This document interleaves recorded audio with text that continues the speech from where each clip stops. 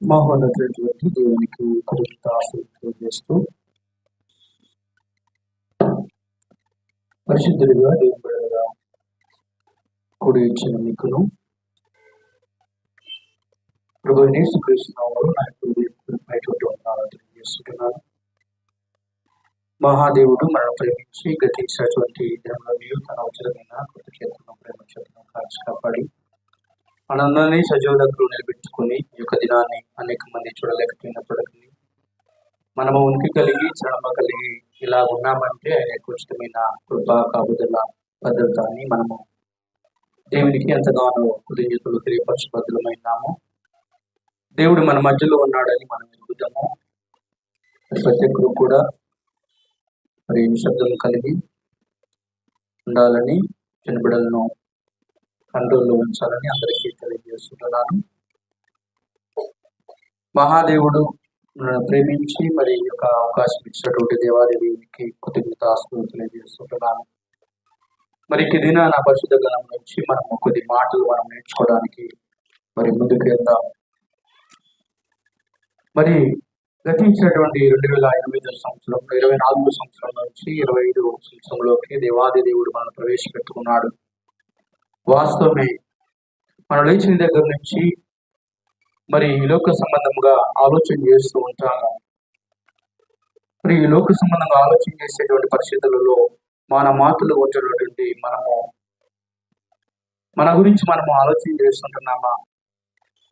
మన ముందు ఉన్నటువంటి అనేక మంది మరి అనేక విధాలుగా ఏదో ఒక లోకంతో మరణించేటువంటి బిడ్డలుగా మనం చూస్తూ ఉన్నాం. మరి చలించిపోతున్నాం. మరి వారి కుటుంబం గురించి ఎంతగానో బాధపడేటువంటి బిడ్డలు ఉండేటువంటి పరిస్థితి లేకపోలేదు. మన గురించి మనము ఆలోచన చేస్తున్నామా? నేను తప్పుదలుకునే అంశం ఏంటంటే నీ ఆత్మ గురించి నీ యొక్క ఆలోచన ఏమైనది అనేటువంటి అంశం గురించి నేను మాట్లాడవలసినటువంటి ఆలోచన కలిగి ఉన్నాను. నీ ఆత్మ గురించి నీ యొక్క ఆలోచన ఏమైనది? 2024 సంవత్సరము మరి గతించిపోయినది. 2025 సంవత్సరంలోకి మనము ప్రవేశించాము. దేవుని యొక్క ఉచితమైన కృపా కాపుదలను బట్టి అనేక మంది చనిపోయారు. మన పరిస్థితి ఏంటి? మన ఆత్మ గురించి మనం ఆలోచన చేస్తుంటున్నామా? మనం ఆలోచన చేసినప్పుడు ఒక స్టూడెంట్ గురించి మనం ఆలోచన చేస్తే ఒక విద్యార్థి తన సరౌండింగ్లో ఉన్నటువంటి ఆ యొక్క పాఠశాలలో జరిగేటువంటి దాని గురించి ఆలోచన చేస్తూ ఉంటాడు. ఒక కుటుంబాన్ని కట్టుకున్నటువంటి వ్యక్తి అయితే ఆ కుటుంబాన్ని ఎలా పోషించాలని ఆలోచన చేసుకుంటాడు. మరి ఆ యొక్క వృత్తులను బట్టి వాళ్ళు చేసేటువంటి పనిని బట్టి వాళ్ళు ఆలోచన కలిగి ఉంటారు. లేచిన మొదలుకొని మరి పడుకునేంత వరకు కూడా వాళ్ళు తన సరౌండింగ్ లో తను ఏం చేస్తున్నాడు ఆ పరిసర ప్రాంతంలో ఉన్నటువంటి దాన్ని బట్టి ఆలోచన కలిగి ఉండేటువంటి పరిస్థితి మనం చూస్తూ ఉంటున్నాం. మరి 2024 సంవత్సరంలో గడిచిపోయినవి. 2025 సంవత్సరంలోకి దేవుడు మన సజీవ లెక్కలో నిలబెట్టుకున్నాడు. మన ఆత్మ గురించి మనము ఆలోచన కలిగి ఉన్నామా? ఈ నూతన సంవత్సరంలో ఈ 2005 సంవత్సరంలో నూతనమైనటువంటి మరి దయా కిరీటాన్ని ధరించుకున్న మనము మన ఆత్మ గురించి మనము ఆలోచన కలిగి ఉన్నామా? తెలిసినప్పటికీ మళ్ళీ మనము తరువుగా దాని గురించి ఆలోచించవలసినటువంటి ఆవశ్యకత ఉన్నది. దేవుడు మానవుని సృజించాడు, వాస్తవమే అది. మరి దేవుడు మానవులను శరీరము మరియు ఆత్మని 2 భాగాలుగా మనల్ని సృజింపజేసి ఉన్నాడు. మరి వాటి యొక్క మరి పరిస్థితి ప్రభావం ఏంటి మనం నేర్చుకోవాలి. మన శరీరం గురించి మనం ఆలోచన చేస్తున్నాము, కానీ దినములో ఒక రోజుల్లో మన ఆత్మ గురించి మనము ఎప్పుడైనా ఆలోచన కలిగి ఉన్నామా? ఒక రోజు మొత్తం మీద మన ఆత్మ గురించి ఆలోచన చేస్తూ దానికి ఆహారాన్ని ఇచ్చేటువంటి వారిగా ఉంటున్నామా? మన శరీర సంబంధంగా మనము ఆహారాన్ని తీసుకుంటున్నాము, వాస్తవమే. మరి భౌతిక సంబంధంగా తీసుకున్నటువంటి ఈ ఆహారము ఆత్మకు మరి ఎటువంటి ఆహారము కావాలి? మరి నేను ఒక వాక్యాన్ని అనుసరించి ఆత్మకు వాక్యాన్ని మనము ఇస్తున్నామా? మన జీవించేటువంటి యొక్క జీవితంలో మన ఆత్మీయ ఎదుగుదలలో మనం ఎదగాలంటే దేవుని యందు మనము మరి నమ్మకం కలిగి మన ఆత్మీయ జీవితాన్ని ఎదిగించుకోవాలంటే మన ఆత్మ గురించి మనము ఎంతవరకు ఆలోచన చేస్తుంటున్నాం దినం మొత్తంలో కూడా? ఎప్పుడు వెళ్ళిపోతుందో తెలియదు, ఎప్పుడు ముగిసిపోతుందో ఈ జీవితము తెలియదు.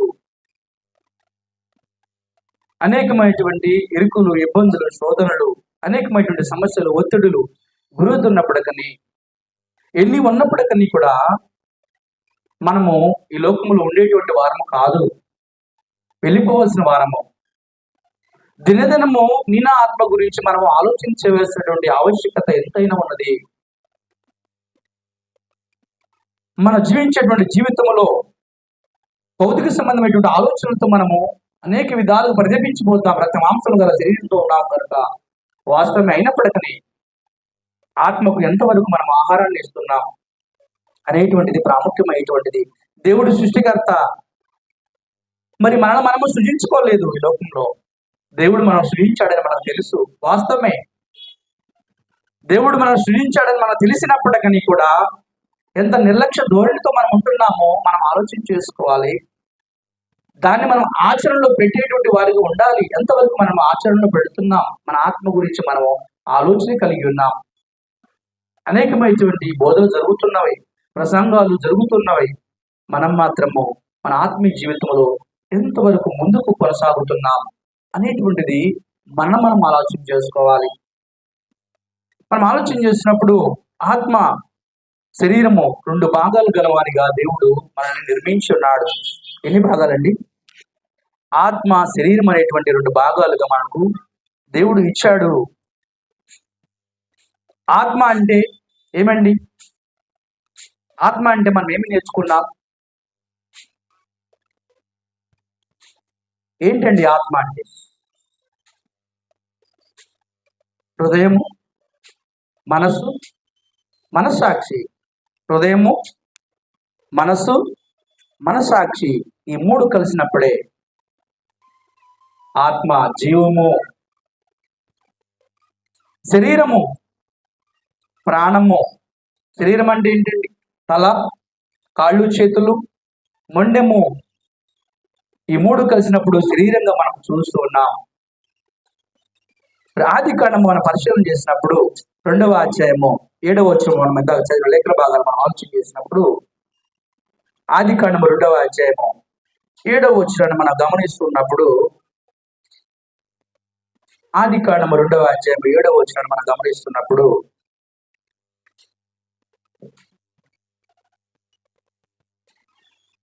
ఆదికాండము 2వ అధ్యాయం 7వ వచనము. దేవుడు యెహోవా నేల మండుతున్న నిర్మించి వాడి నాసికారంధ్రములో జీవవాయువును వదలగా నరుడు జీవాత్మ అయను. నేలమన్ను జీవాత్మ,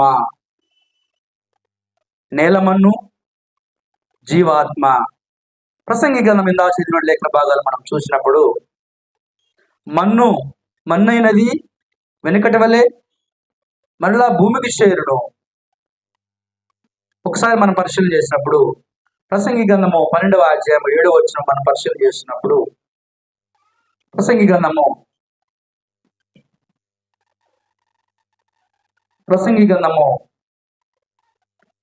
12వ అధ్యాయం 7వ వచనము.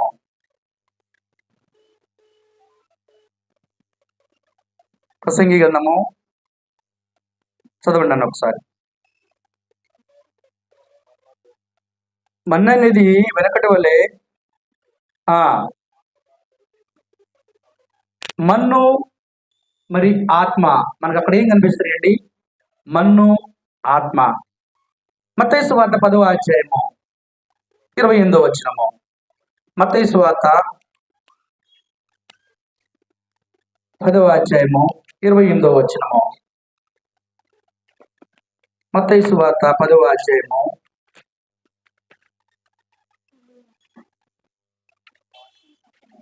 28వ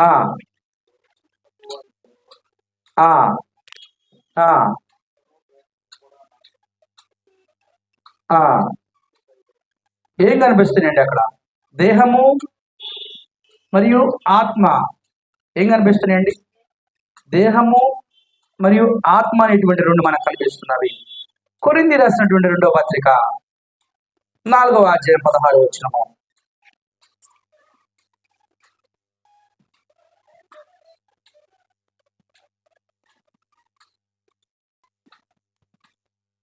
కొరింథీ రాసినటువంటి 2వ పత్రిక 4వ అధ్యాయం 16 వచనము.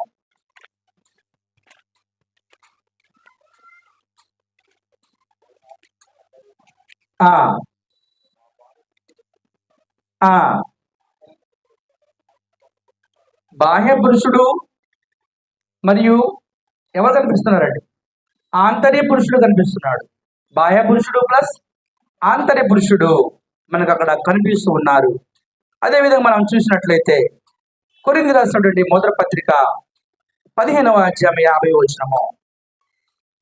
కొరింథీ రాసినటువంటి మొదటి పత్రిక 15వ అధ్యాయము 50 వచనము. కొరింథీ రాసినటువంటి మొదటి పత్రిక 15వ అధ్యాయము 50 వచనం మనం పరిశీలన చేసినట్లయితే, సహోదరులారా నేను చెప్పినది ఏమనగా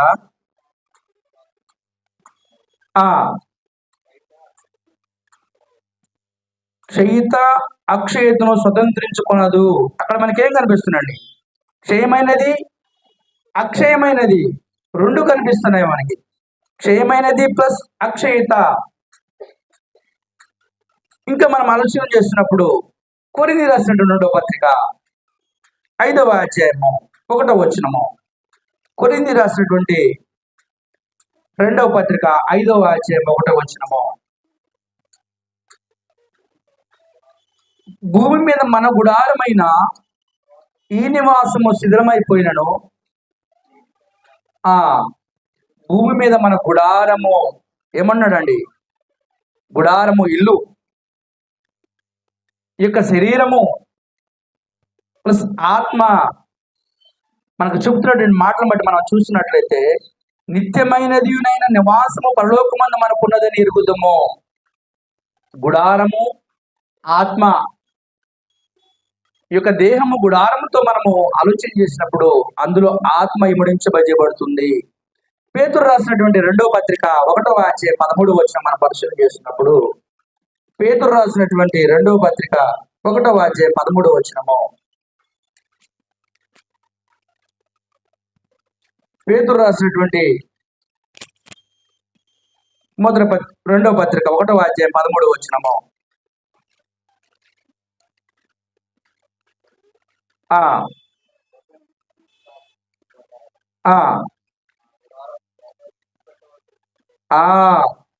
గుడారము త్వరగా విడిచిపెట్టవలసి వచ్చి ఉన్నది.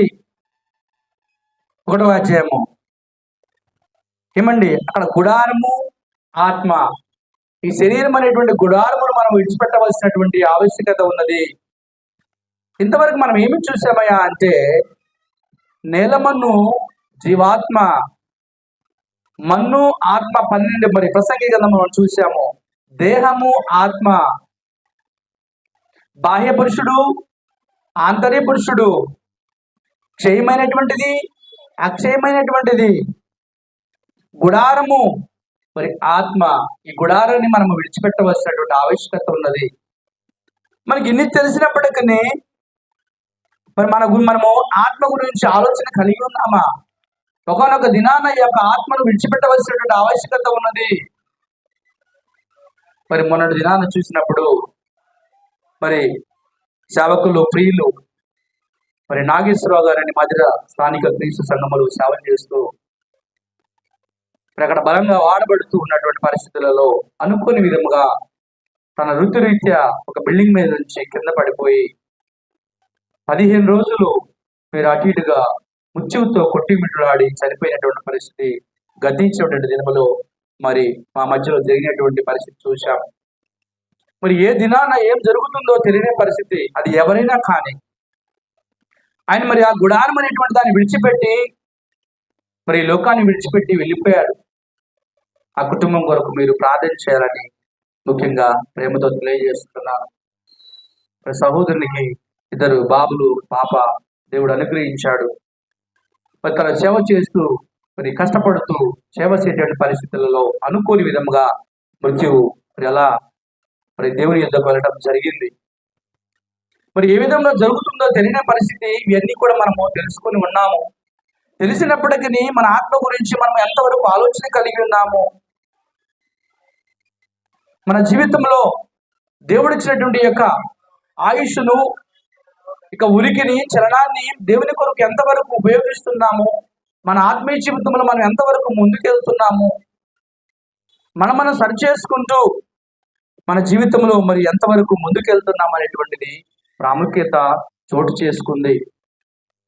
ఈ యొక్క దేహము విడిచిపెట్టవలసినటువంటి మరి అవసరము ఎంతైనా ఉన్నది. ఒకనొక దినాన మనం వెళ్తాము, దేవుని యొద్దకు వెళ్ళాలి. వెళ్ళేటువంటి కాలక్రమేణా నీవు నేనేం చేయాలి, ఎంతవరకు మనము ఆ యొక్క రక్షణ కొనసాగిస్తుంటున్నాం, దేవుడిచ్చినటువంటి యొక్క రక్షణను ఎంతవరకు మనము మరి కొనసాగిస్తున్నాం, ఆయన బాటలో మనం నడుచుకుంటున్నాం. ఈ శరీరంలో ఆత్మ ఉన్నది.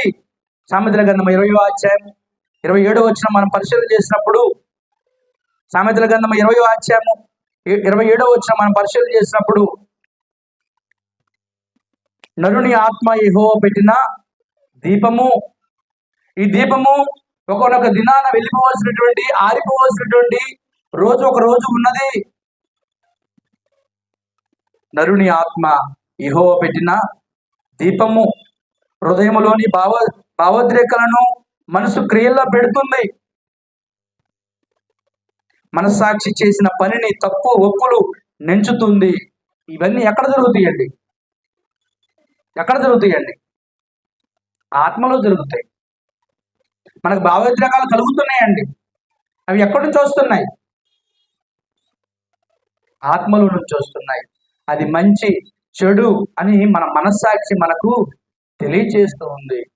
ఇవన్నీ ఎక్కడ జరుగుతున్నాయా అంటే ఆత్మలో జరుగుతున్నాయి. ఆత్మను నీవు నేను ఆ మంచి చెడును గ్రహించుకునే విషయంలో నీవు నేను ఎంతవరకు ముందు కొనసాగుతున్నాము అనేటువంటిది నీవు నేను ఆలోచన చేసుకోవాల్సినటువంటి ఆవశ్యకత ఉన్నది. ఎంతవరకు మనం ఆలోచన చేస్తున్నాం, ఎంతవరకు నీవు నేను ఆ యొక్క ఆలోచన కలిగి ఉన్నాం. నేను అంటే ఎవరైనా అనుకుంటున్నావు?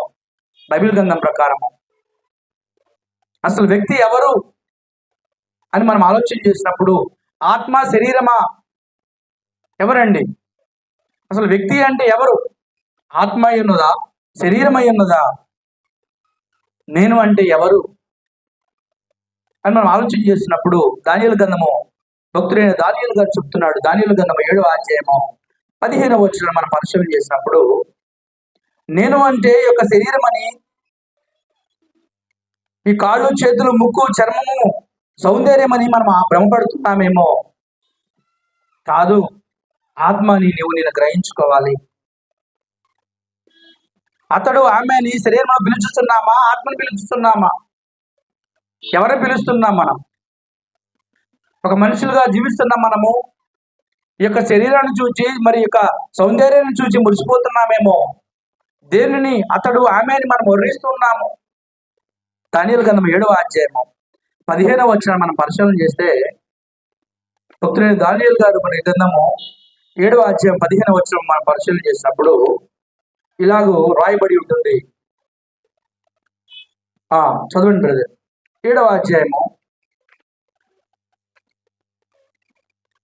దానియేలు గ్రంథము 7వ అధ్యాయం 15వ వచనము.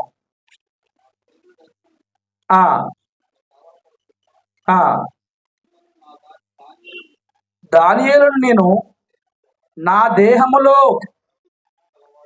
ఏమన్నాడండి? దానియేలును నేను నా దేహములో.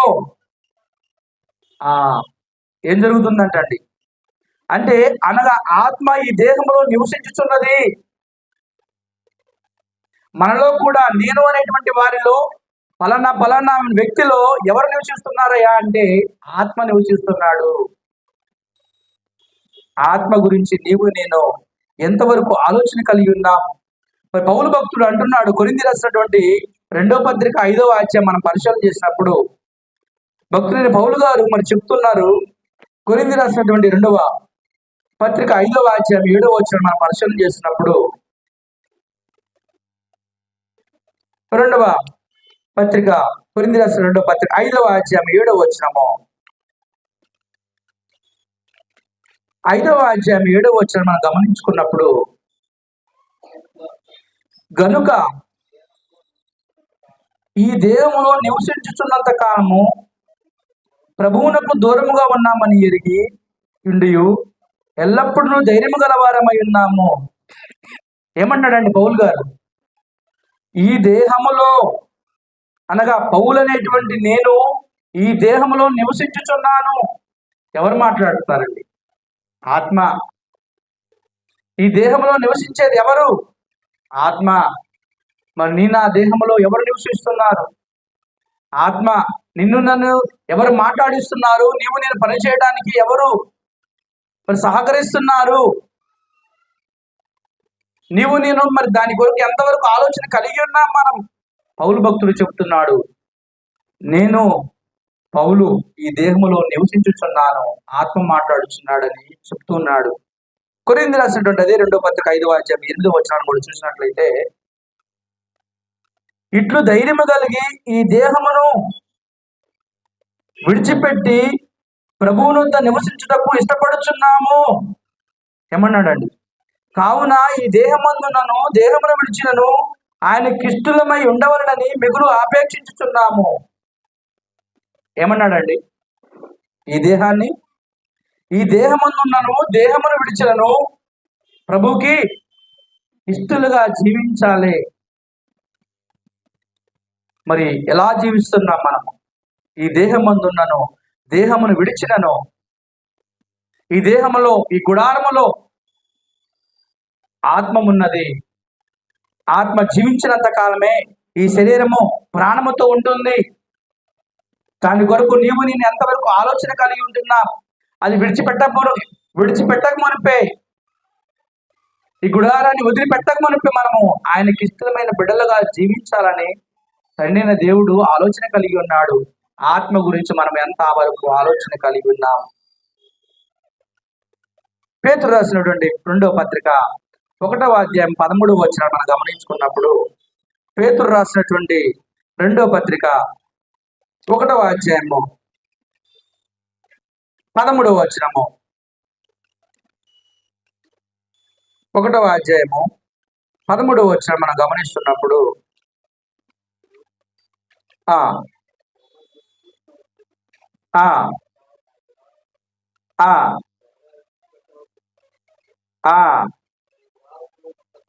ఈ గుడారంలో ఉన్నంత కాలము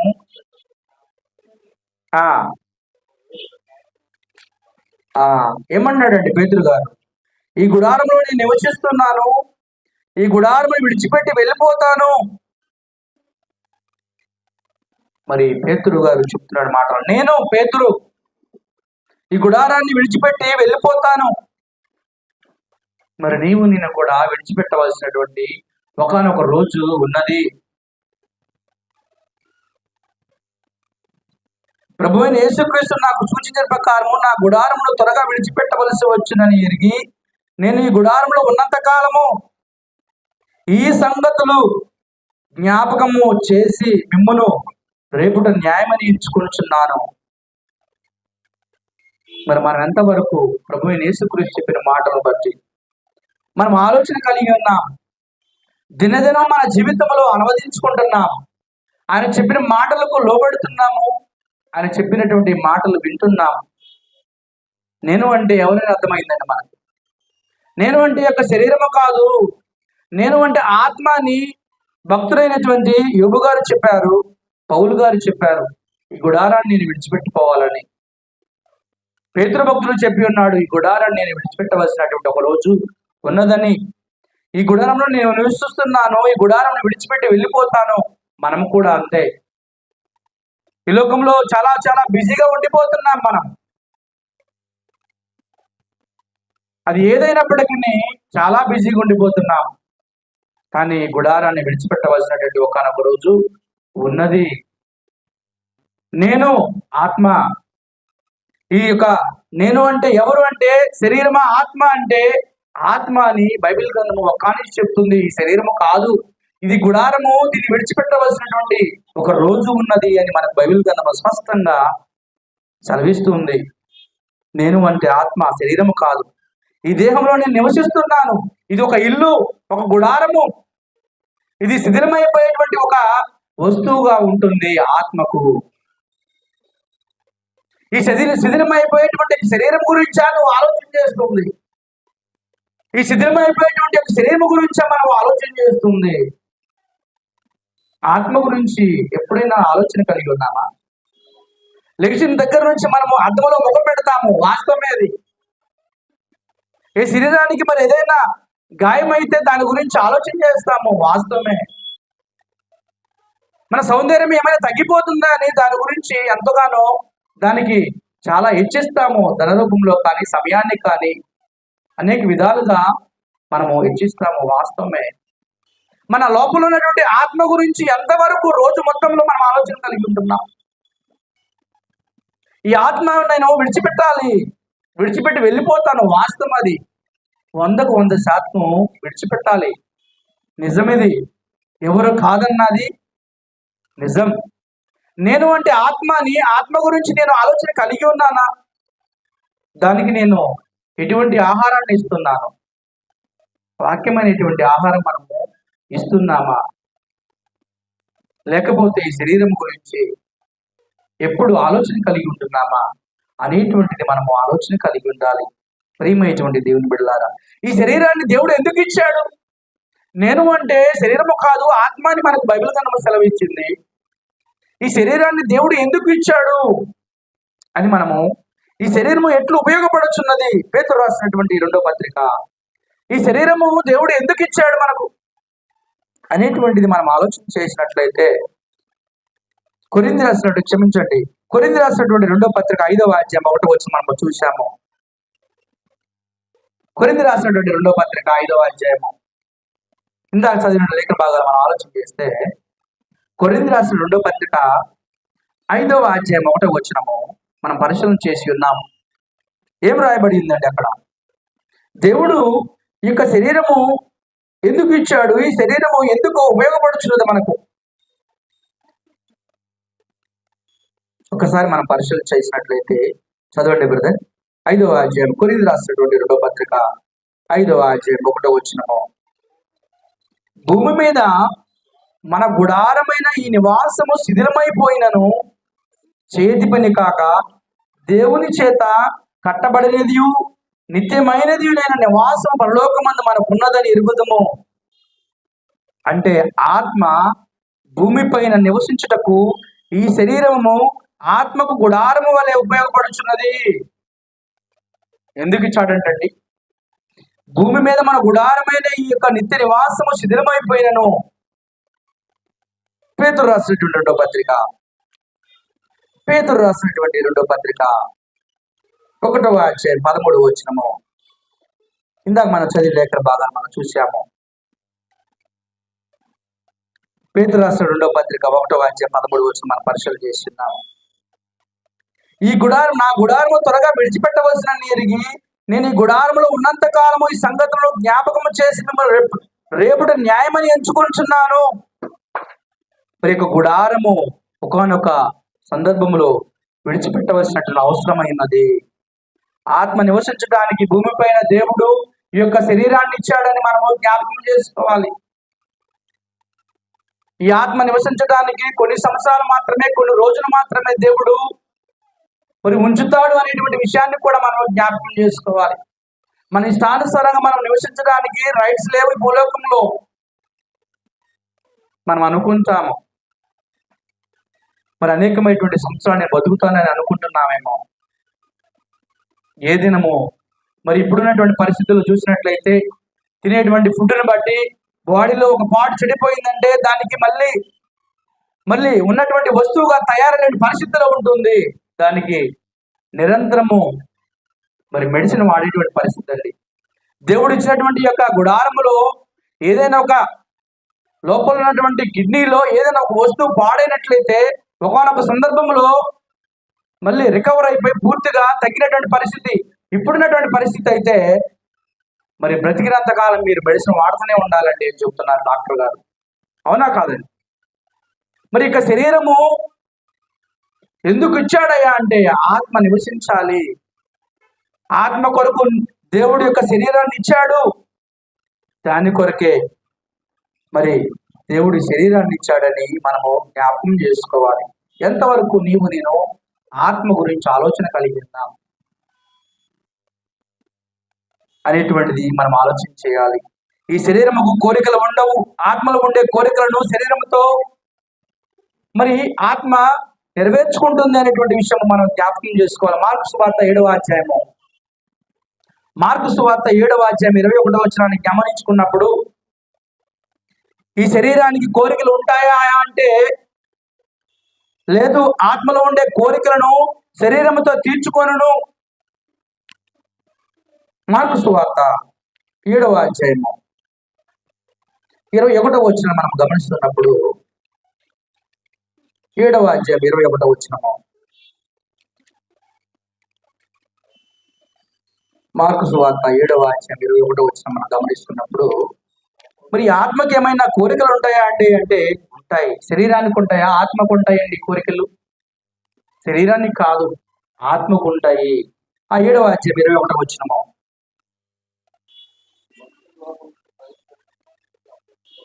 ఆ ఆ ఆ ఆ ఆ ఆ ఇవన్నీ ఎక్కడి నుంచి వస్తున్నాయి అంటే లోపల నుంచి, లోపల నుండి అనగా మనుషుని హృదయములో నుండి, అంటే ఆత్మలో నుంచి ఇవన్నీ కూడా వస్తున్నాయి అనేటువంటిది మనం ఆలోచన చేయాలి. అదేవిధంగా మత్తయి సువార్త 12వ అధ్యాయము 34వ వచనము పరిశీలన చేసినట్లయితే, మత్తయి సువార్త 12వ అధ్యాయం 34వ వచనము, మత్తయి సువార్త 12వ అధ్యాయం 34వ వచనం గమనిస్తున్నప్పుడు,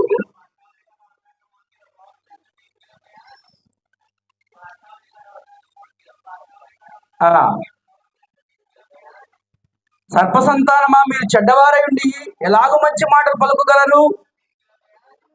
హృదయం మందు నిండి ఉండు దాన్ని బట్టి నోరు మాట్లాడును కదా.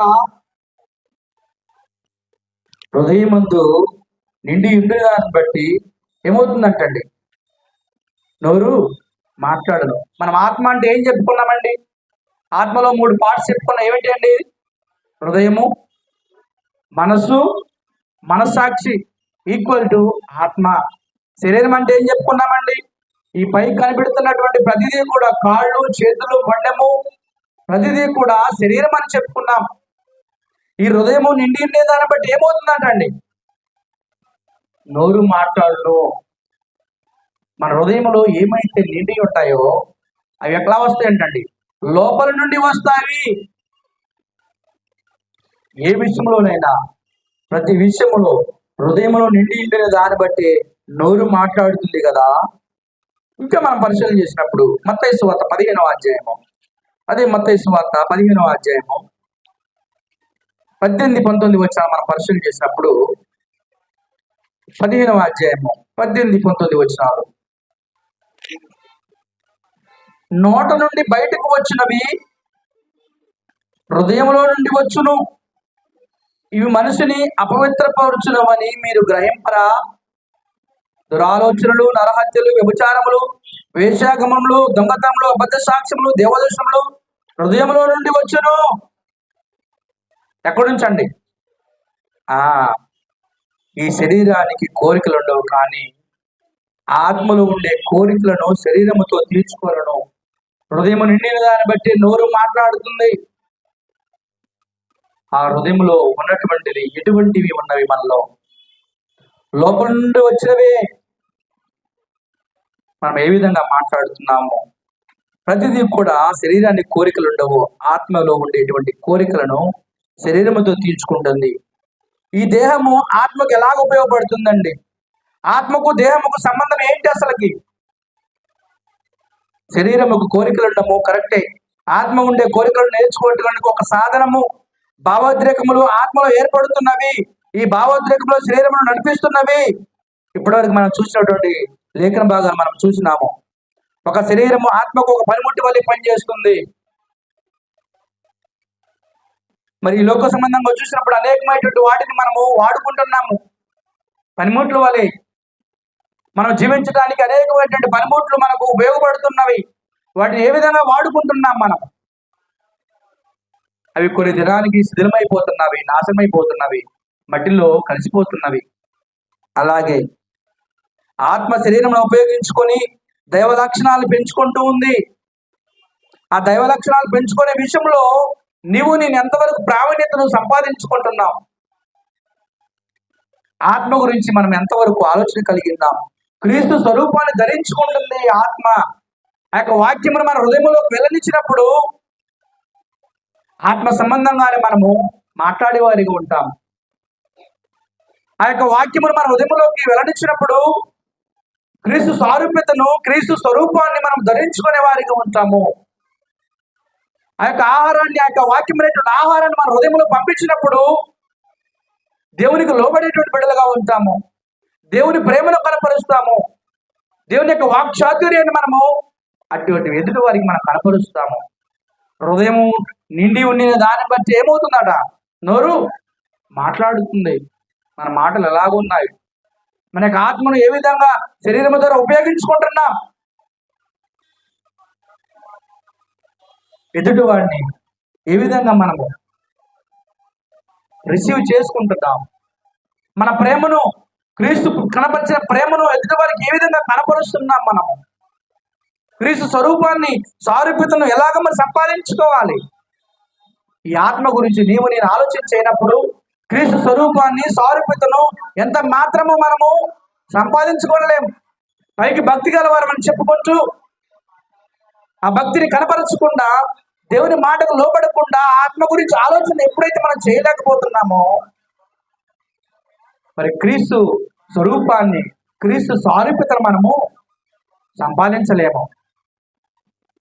ఆత్మ గురించి మనం ఆలోచన చేసినప్పుడు ఆత్మలోకి మనం ఏమి పంపిస్తున్నాం? మనము ఆయన మాటలను, ఆయన చెప్పినటువంటి కట్టడలను, విధులను, ఆజ్ఞలు గైకొని మన హృదయంలో భద్రపరుచుకున్నప్పుడు అటువంటి ప్రేమను, ఆయన చూపిన వినయమును, ఆయన చూపిన విధేయతను, ఆయన చూపినటువంటి దీర్ఘశాంతమును, ఆయన చూపినటువంటి దయాలుత్వమును, ఆయన చూపినటువంటి మరణముకు ఆయన ప్రేమించిన ప్రేమను మనం ఎదుటి వారికి కనపరుస్తామండి.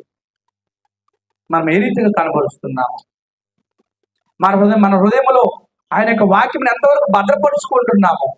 మన ఆత్మలో మనము ఎంతవరకు దాన్ని భద్రపరుచుకొని దైవ లక్షణాన్ని సంపాదించుకోవడానికి ప్రయాసపడుతున్నాం? 2024 సంవత్సరాలు గడిచిపోయినవి. ఆయన మాటలను, ఆయన యొక్క ఆజ్ఞలను మన హృదయంలో భద్రపరుచుకోకుండా, ఆయన కట్టడలను, విధులను మరి పాటించకుండా మనం జీవిస్తున్నట్లయితే క్రీస్తు స్వరూపమును సాధించి ఎలాగ సాధిస్తాము? క్రీస్తు స్వరూపాన్ని సాధించాలంటే ఎక్కడ సాధిస్తామండి? క్రీస్తు మరి సంపూర్ణ స్వరూపమును సాధించాలంటే, సారూప్యతను సంపాదించాలంటే ఎక్కడ సంపాదించేది? ఆత్మలో, ఈ శరీరంలో సంపాదిస్తున్నామా? ఎక్కడ సంపాదిస్తామండి? మనం ఆత్మలో, హృదయము ద్వారా, మనసు ద్వారా, మన సాక్షి ద్వారా మనము క్రీస్తు స్వరూపాన్ని, సారూప్యతను మనము కనపరుస్తాము. ఏ విధంగా మనం కనపరుస్తున్నాము? ఆయన ప్రేమను ఏ విధంగా మనము బయలుపరుస్తున్నాం? ఏ విధంగా ఆయన స్వరూపాన్ని, సారూప్యతను మనము కనపరచాలి? మన ఆత్మలో ఆయన యొక్క స్వరూపాన్ని, సారూప్యతను మనము కనపరచాలి. ఆత్మ దేహముతో జరిగించిన వాటిని బట్టి తీర్పు ఉంటుంది. కొరింథీ రాసిన పత్రిక 5వ అధ్యాయం 10వ వచనము. ఆత్మ దేహముతో జరిగించిన వాటిని బట్టి తీర్పు ఉంటుంది. ఈ దేహాన్ని నేను ఏ విధంగా ఉపయోగించుకుంటున్నాము? ఈ యొక్క గుడారమైనటువంటి ఈ యొక్క అక్షతను మరి ధరించుకున్నటువంటి ఈ యొక్క ఆత్మను నేను ఏ విధంగా ఉపయోగించుకుంటున్నావు? ఈ శరీరంలో ఏ విధంగా ఉపయోగించుకుంటున్నాం? కొరింథీ రాసిన 2వ పత్రిక 5వ అధ్యాయం 10వ వచనము. కొరింథీ రాసిన 2వ పత్రిక 5వ అధ్యాయం 10వ వచనాన్ని గమనిస్తున్నప్పుడు ఈ యొక్క ఆత్మను ధరించుకున్నటువంటి యొక్క శరీరము దేహముతో జరిగించిన వాటిని బట్టి తీర్పు ఉంటుంది. కొరింథీ రాసిన 2వ పత్రిక 5వ అధ్యాయం 10వ వచనము చదవండి బ్రదర్. ఎందుకనగా అవి మంచివైనను సరే చెడ్డమైనను సరే దేహముతో జరిగించిన వాటి ఫలమును ప్రతివాడు పొందినట్లు మనమందరం క్రీస్తు న్యాయపీఠం ఎదుట ప్రత్యక్షము కావాల్సినటువంటి ఆవశ్యకత ఉన్నది. ఈ శరీరముతో జరిగిన ప్రతిదీ కూడా ఆత్మ దేహముతో జరిగించిన వాటిని బట్టి తీర్పు ఉంటుంది. ఈ శరీరము మనం వాడుకుంటున్నాం, ఈ యొక్క ఆత్మ మరి నివసిస్తున్నటువంటి యొక్క శరీరాన్ని వాడుకుంటున్నాము. ఆ ఒక దేహముతో జరిగించిన ప్రతి దాన్ని బట్టి తీర్పు జరుగుతుంది. మనం అనుకోవచ్చు, ఈ శరీరము మనము దేవునికి ఇష్టమైనటువంటి దాన్ని మనము ఉపయోగించుకోవాలి, దేవుని సత్క్రియలు చేయటంలో, మంచి పని చేయటంలో మనము ఉపయోగించుకునే శరీరంగా మనము ముందుకు వెళ్ళాలి. ఆత్మ ఫలాలను కలిగి ఉండమని చెప్పాడు. ఆత్మ ఫలాలు మనం కలిగి ఉన్నామా? మరణము తర్వాత దేవునితో చేసిన ప్రతిక్రియలు ఏమి వెళ్ళిపోతాయండి? ఒక మనిషి చనిపోయిన తర్వాత ఏమి వెళ్ళిపోతాయండి? ఒక మనిషి చనిపోయాడు, ఈ భూలోకంలో మొత్తం సంపాదించుకున్నాడు, చాలా సంపాదించాడండి. ఆయన చనిపోయాడు సడన్ గా. తనలో నుంచి ఏమి వెళ్ళిపోతాయి? మరణము తర్వాత దేవునితో చేసిన క్రియలు వెంట వెళ్ళును. ప్రకటన గ్రంథం 14వ అధ్యాయము 13వ వచనాన్ని చూసినట్లయితే, ఈ లోకంలో సంపాదించిన ఏది నీ వెంట రాదు, ఈ లోకంలో సంపాదించిన ఏది కూడా నీ వెంట రాదు. ఏమొస్తుందయా అంటే క్రియలు వెంట వెళ్తున్నాయని చెప్తున్నాడు. 14వ అధ్యాయం 13వ వచనము. మరణము తర్వాత దేవునితో ఆత్మ చేసిన క్రియలు వెంట 14వ అధ్యాయం 13వ వచనము. 14వ అధ్యాయం 13వ వచనం మనం ఆలోచన చేసినప్పుడు, అంతటా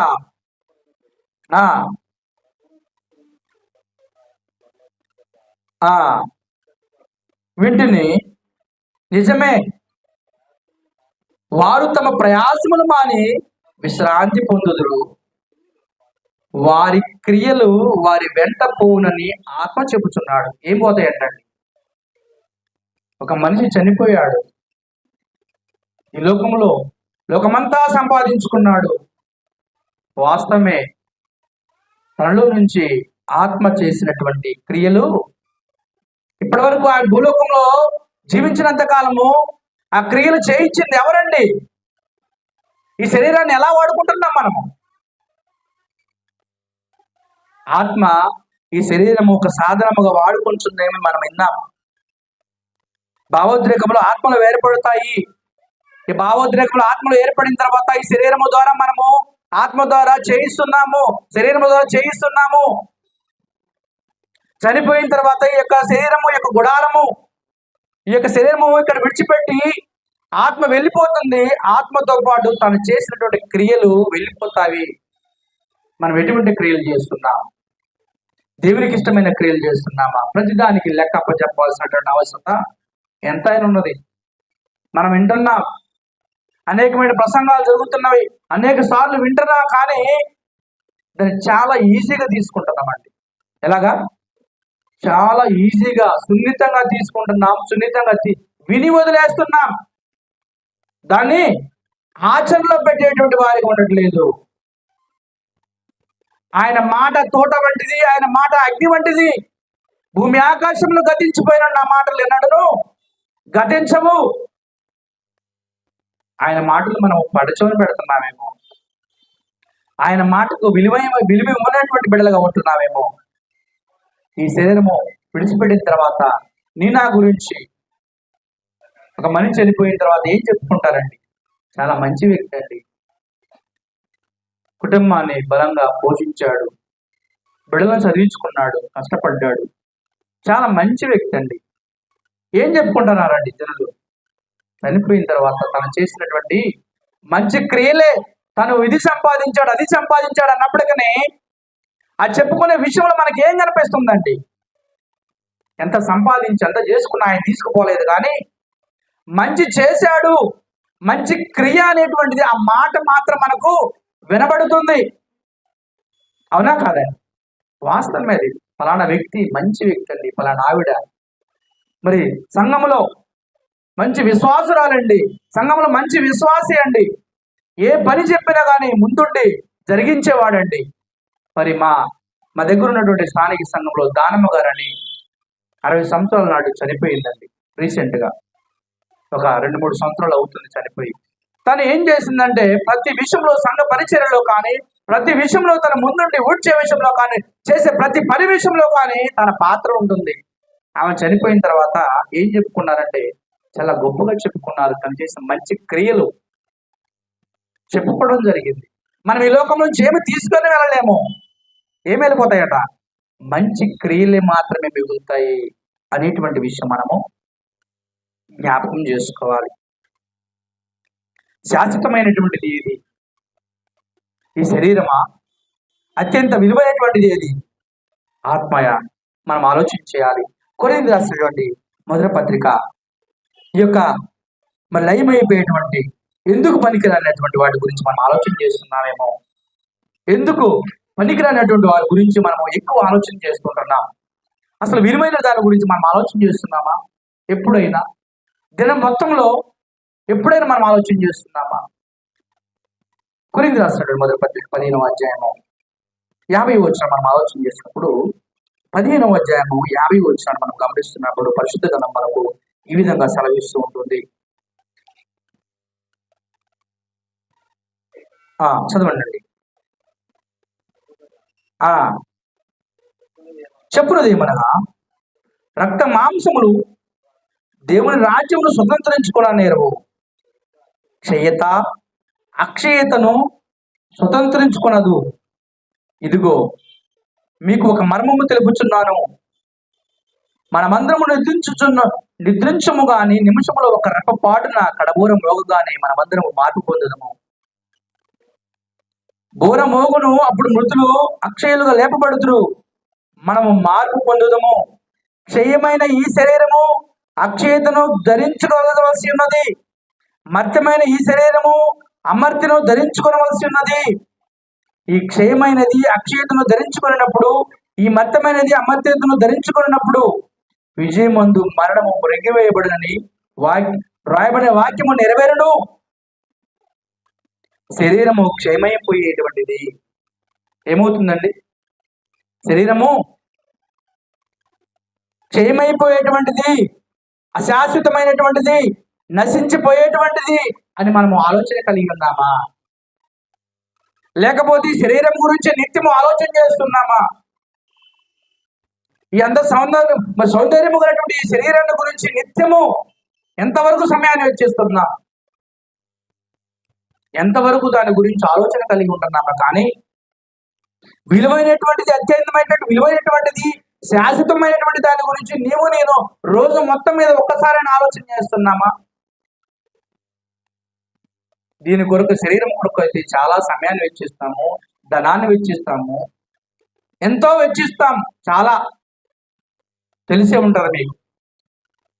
మరి శాశ్వతమైన దానికోసము, ఆత్మ అక్షయమైనటువంటిది, శాశ్వతమైనటువంటిది, నాశము లేనటువంటిది, పరలోకము వెళ్ళేటువంటిది, దాని గురించి నేను అంతవరకు ఆలోచన చేస్తున్నాను. ఎప్పుడైనా రోజు మొత్తం మీద 24 గంటలు ఈ శరీరం కొరకు ఆలోచన చేస్తున్నాము. ఒక గంట అయినా ఆలోచన చేస్తున్నాం, గంట కాదు, ఒక నిమిషమైనా ఆలోచన చేస్తున్నామా?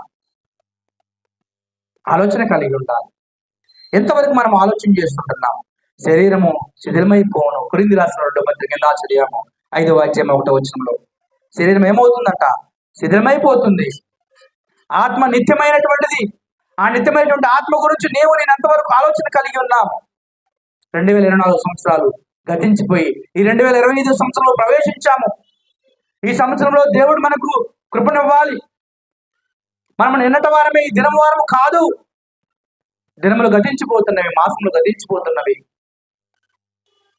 సమయము వెళ్ళిపోతుంది. ఒక దినం మనకు వస్తుందంటే, ఒక వారం రోజులు మనం బతికి ఉన్నామంటే ఒక సంవత్సరం, ఒక నెల రోజులు బతికి ఉన్నామంటే ఒక సంవత్సరము బతికి ఉన్నామంటే దేవుడు మనకి ఇచ్చినటువంటి దయ, కృప, కరుణ, మనం బ్రతికి ఉన్నామంటే ఆయన ఇచ్చినటువంటి కృప అనేటువంటిది మనం మర్చిపోకూడదు. అనేక మంది బిడ్డలైతే చూడలేదు. నేను చూశాను, దేవుడు నాకు ఈ యొక్క ధన్యతనిచ్చాడు.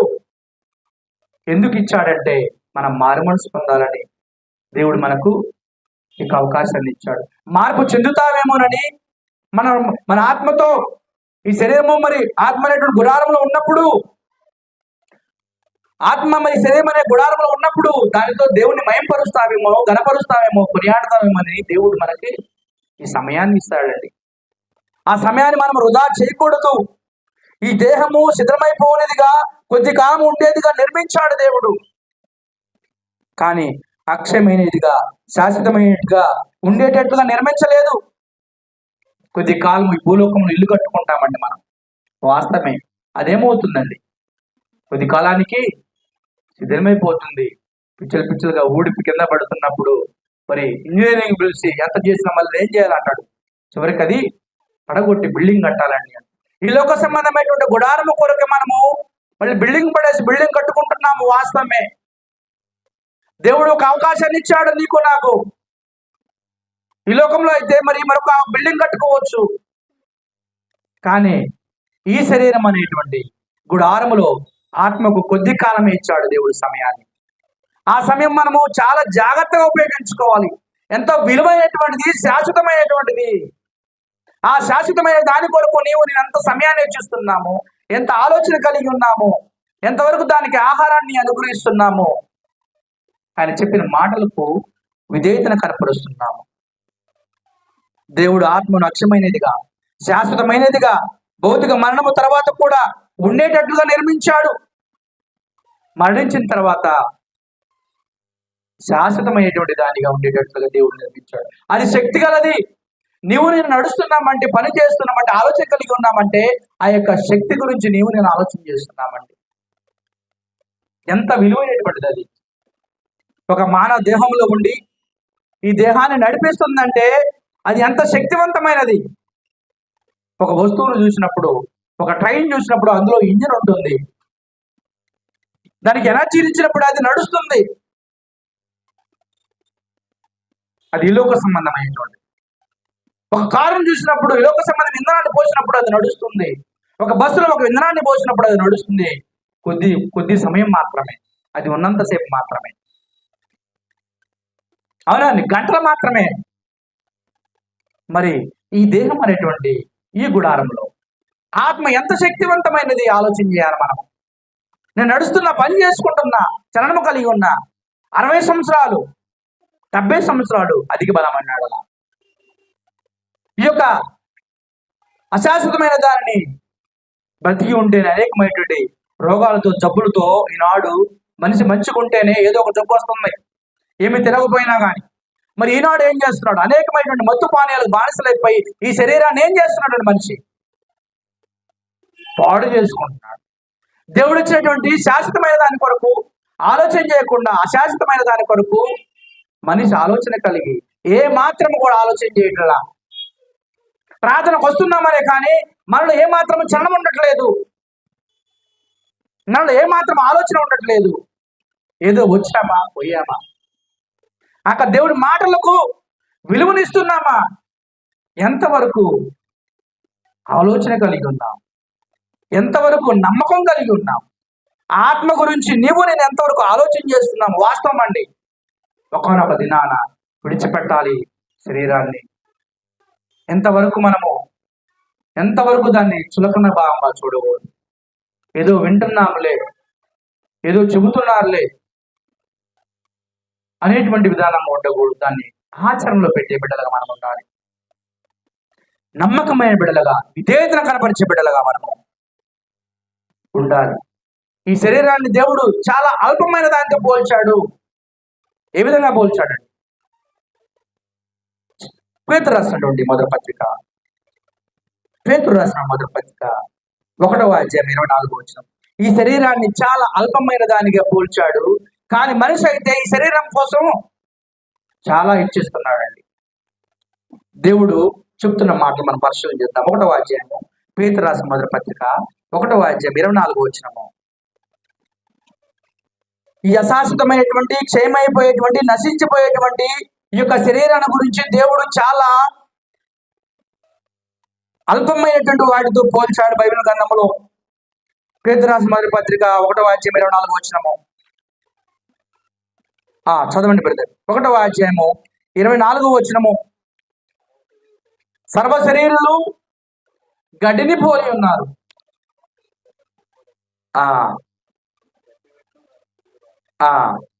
ఎలా పోల్చాడంటండి?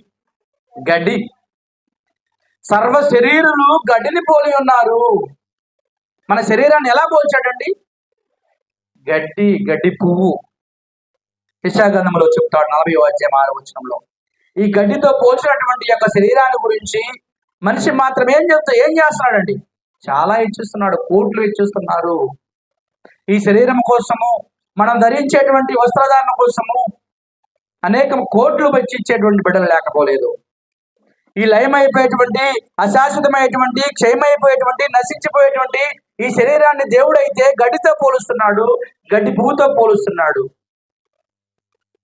మనమైతే, మనుషులైతే దాన్ని ఎలా చేస్తున్నారండి? మనుషులు ఏ విధంగా పోలుస్తున్నారు? చాలా గొప్పగా వర్ణిస్తున్నాడు, చాలా గొప్పగా చూస్తున్నాడు. ఆత్మ గురించి మాత్రం ఆలోచన లేదు, ఏ మాత్రం లేదు ఆలోచన.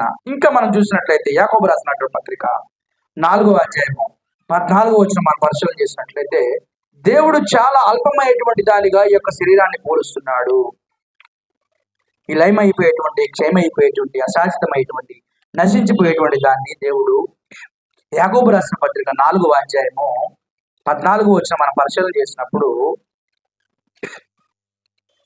యాకోబు రాసిన పత్రిక 4:14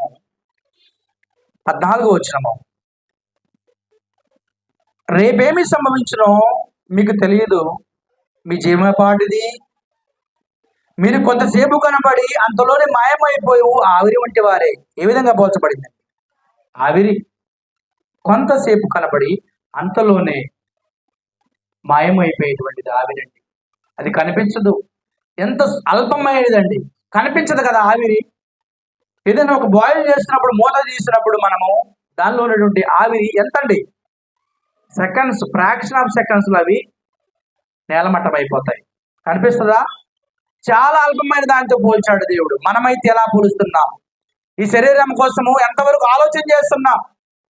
ఏమి తిందుమా, ఏమి త్రాగుదామా, ఎలా సుఖించుదామా అని నిత్యము దీని గురించి ఆలోచన చేస్తున్నాము. కానీ శాశ్వతమైనటువంటిది, అక్షయమైనటువంటిది, నాశం లేనటువంటిది, పరలోకం వెళ్ళేటువంటి ఆత్మ గురించి నేను ఎంత సమయాన్ని వెచ్చిస్తున్నాం? యోబు రాసినటువంటి గ్రంథము 8:8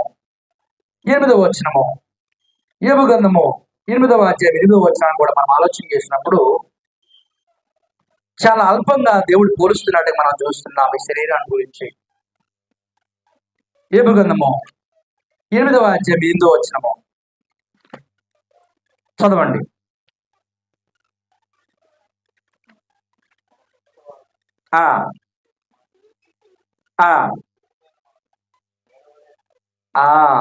ఎలా అంటండి? ఎలా పోల్చాడు? నీడలాగా పోల్చాడు. ఈ అల్పమైనటువంటి వాటితో ఈ దేహాన్ని పోల్చాడు. నీడ వలె ఉన్నది. అదే యోబు గ్రంథం 7:6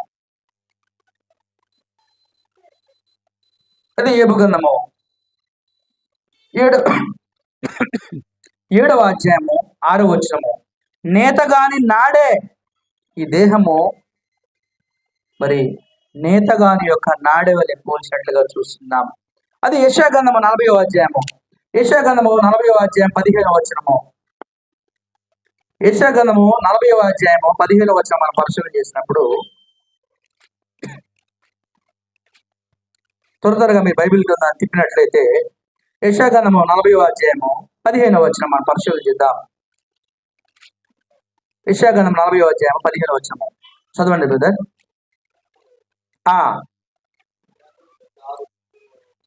జనములు చేదనుండు జారు బిందువుల వంటివి, జనులు త్రాసు మీది ధూళి వంటి వారు. ఎలా పోల్చిందండి?